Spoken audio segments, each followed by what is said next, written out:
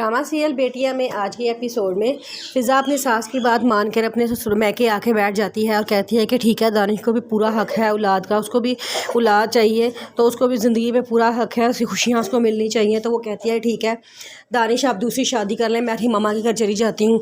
वो वहाँ चली जाती है तो दानिश कहता है कि ये बात किसने इसके दिमाग में डाली है, लेकिन वो नहीं बताती।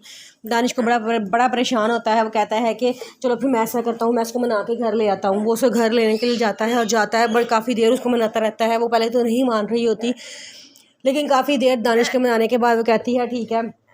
फिर दानिश से कहता है कि देखो, अगर मेरी किस्मत में औलाद हुई तो वो मुझे तुमसे मिल जाएगी, लेकिन अगर औलाद मेरी किस्मत में हुई ना और मैं दूसरी शादी भी कर लेता हूँ और मुझे फिर भी औलाद नहीं मिलती तो फिर मैं क्या करूँगा, एक तीसरी शादी करूँगा। मुझे पूरा यकीन है अल्लाह ताला ने अगर खुशियाँ मेरी किस्मत में लिखी हैं तो वो तुमसे ही देगा, तुम्हारे अलावा मुझे खुशियाँ कहीं से भी नहीं मिलेंगी।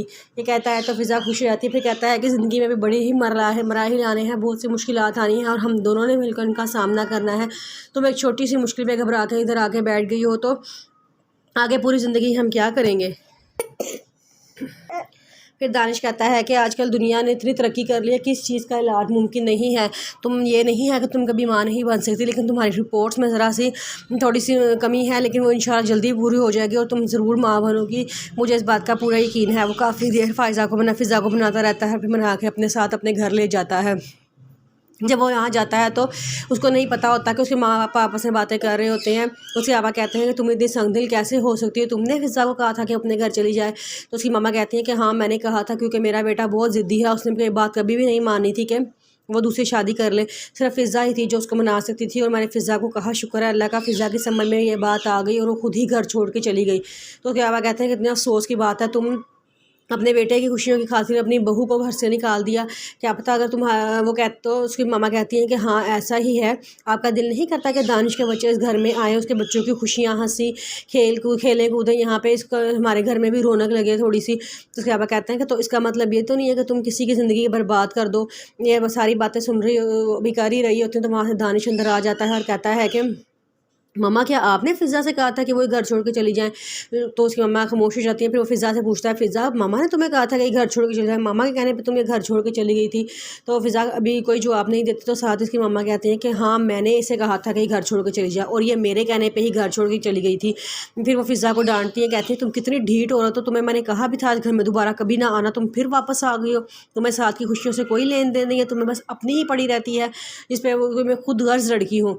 दानिश को बड़ा गुस्सा आता है, वो अपनी मम्मा को डांटता है, मम्मा आप किस तरह मेरी बीवी से बात कर रही हैं, ये मेरी बीवी है, आपको कोई हक नहीं बनता कि आप उससे इस लहजे में बात करें, और आपको क्या है औलाद होना या ना होना, ये तो अल्लाह के मामलात होते हैं, आप भी में कौन होती हैं फैसला करने वाली कि कौन यहाँ रहेगा कौन यहाँ नहीं रहेगा।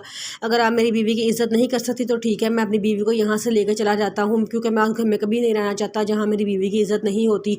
जब से इसकी शादी हुई है तब से इसने आपने जो उस पर तकलीफ़ें की हैं, जो उस पर जुल्म ढाए हैं, खामोशी से बर्दाश्त करती रही है, कभी इसने एक लफ्ज़ नहीं बोला।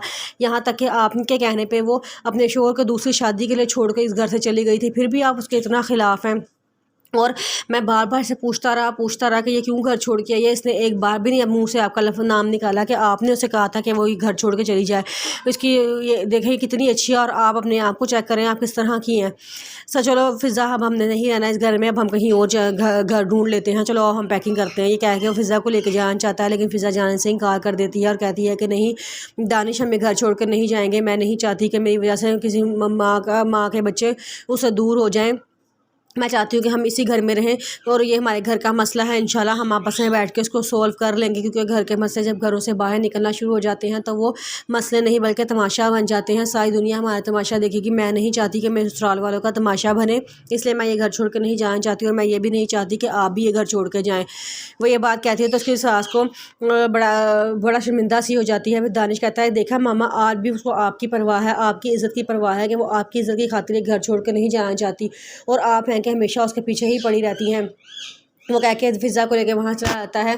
पापा भी गुस्से से उसकी मम्मा की तरफ देख के वहाँ चली जाती हैं। फिर वो वहाँ बैठ के रोना शुरू हो जाती है। उसके ज़हन में फ़िज़ा के कहे हुए सारे अल्फाज बार बार आ रहे होते हैं। जब दानिश अपने काम पे चला जाता है तो फ़िज़ा के पास जाती है और जाकर उससे माफ़ी मांगती है। कहती है कि मुझसे बहुत बड़ी गलती हो गई, मैंने तुम्हें गलत समझा, मैं तुम्हें कभी समझ ही नहीं सकी, मैं हमेशा तुम्हारे ख़िलाफ़ रही, तुम्हारे ख़िलाफ़ साजिशें करती रही, लेकिन आज मैं समझ गई हूँ कि अच्छी बहुएँ ऐसी ही होती हैं, तुम मुझे माफ़ कर दो। मैं तो बड़ी बदकिस्मत हूँ, अगर मैं तुम्हारी कदर नहीं कर सकी तो तुम मुझे माफ़ कर दो। आइंदा मैं कभी तुम्हारे साथ कोई गलत सलूक नहीं करूँगी, बल्कि हम हमेशा एक फैमिली की तरह रहेंगे। फ़िज़ा कहती है कि कोई बात नहीं, आप मुझसे माफ़ी ना मांगे, बड़े छोटों से माफ़ी नहीं मांगते होते, बल्कि छोटों को माफ़ कर दिया करते हैं। आप मुझे माफ़ कर दें, क्योंकि मेरी कुछ बातें आपको भी बहुत बुरी लगी थी। वो कहती है कि हाँ ठीक है, अब हम इकट्ठे एक घर की तरह रहेंगे।